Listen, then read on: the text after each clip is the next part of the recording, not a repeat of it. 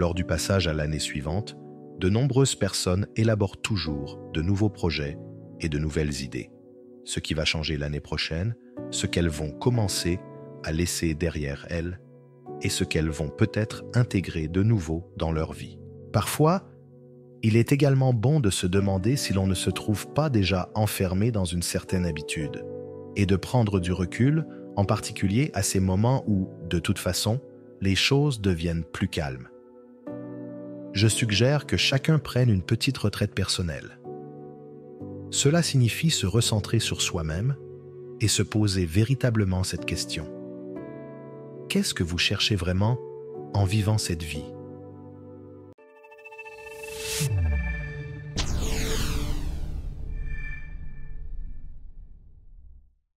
Peu importe votre âge actuel, dans quelle mesure avez-vous atteint ce vers quoi vous vouliez aller ? Et êtes-vous toujours sur le chemin qui mène à cet objectif ? Donc, avant même de savoir quelle direction future vous voulez prendre, la première étape est de comprendre où vous vous trouvez actuellement. Observez votre environnement. Il peut vous donner une indication de votre position actuelle. Regardez autour de vous, une première indication. Ensuite, regardez en vous. Que ressentez-vous à propos de la façon dont vous vivez votre vie en ce moment ? Vous avez eu presque 360 jours dans cette année qui s'achève. Comment vous sentez-vous à ce sujet ? Où cela vous a-t-il mené ? Où avez-vous reculé ? Et où avez-vous réussi à progresser sur certains aspects de vous-même ? La première étape est donc de déterminer le statu quo. Où êtes-vous situé en ce moment ? Et c'est un peu comme dans certaines histoires bouddhistes, avant de savoir dans quelle direction naviguer, il faut d'abord connaître son point de départ, car le voyage n'est pas le même pour tout le monde. Dans notre démarche, nous essayons de partager des méthodes, certains principes. Mais au final, ce qui doit être fait, c'est que chaque individu prenne ces méthodes et les applique de manière très spécifique à son propre mode de compréhension. Il ne s'agit pas seulement de rester dans un monde de pensées, d'idées ou de ressentis sur ces choses, mais de les manifester. Les écrire leur donne une autre dimension. Et ainsi, oui, ce que vous voulez, ce que vous créez dans votre esprit, tout cela concerne la manifestation. Si vous commencez la nouvelle année ou la nouvelle période en conservant les mêmes choses que celles qui sont en vous depuis 20 ans, rien de vraiment nouveau n'arrivera. Il y a déjà quelque chose de trop enraciné en vous. Vous êtes coincé dans une vision conceptuelle de ce à quoi la vie est censée ressembler. C'est pourquoi nous parlons parfois de pratiques physiques pour garder votre corps en bonne santé et actif tout au long de cette vie. Mais nous avons aussi les pratiques spirituelles, celles qui n'ont plus tellement à voir avec la physicalité. Elles consistent à ouvrir l'esprit, à le libérer des concepts, à le libérer des choses qui se sont accumulées en nous-mêmes et qui, de temps à autre, commencent à nous bloquer. Et c'est pour cela que nous avons ces pratiques physiques, ces pratiques mentales, et les deux ensemble. Plus vous êtes capable de lâcher prise, plus vous progressez. Plus votre volonté et votre capacité à lâcher prise sont grandes, plus les changements viendront. C'est aussi simple que cela.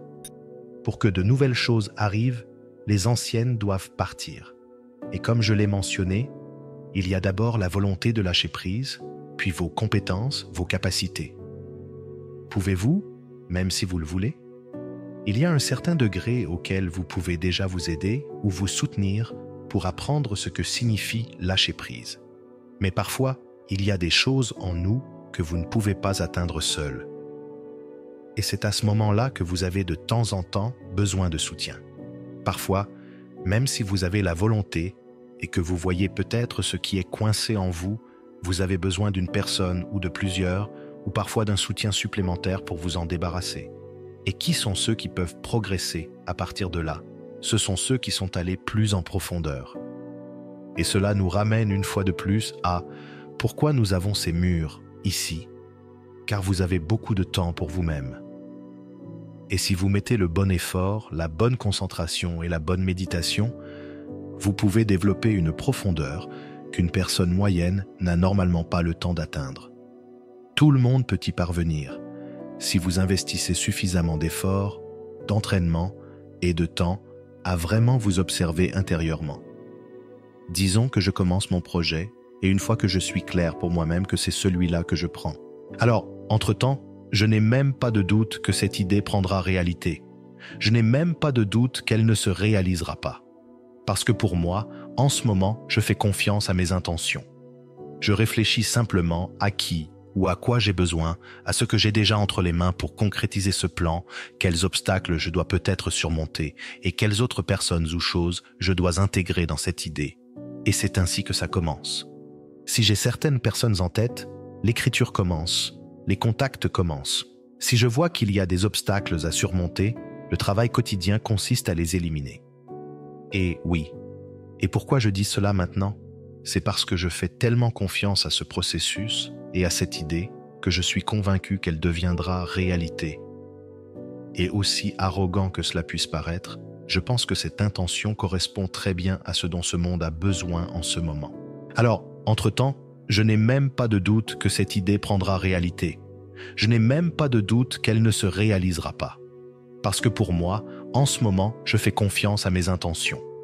Je réfléchis simplement à qui ou à quoi j'ai besoin, à ce que j'ai déjà entre les mains pour concrétiser ce plan, quels obstacles je dois peut-être surmonter et quelles autres personnes ou choses je dois intégrer dans cette idée.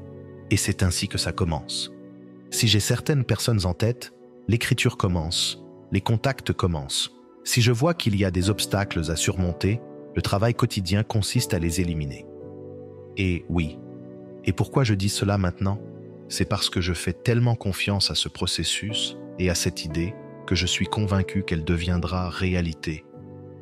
Et aussi arrogant que cela puisse paraître, je pense que cette intention correspond très bien à ce dont ce monde a besoin en ce moment.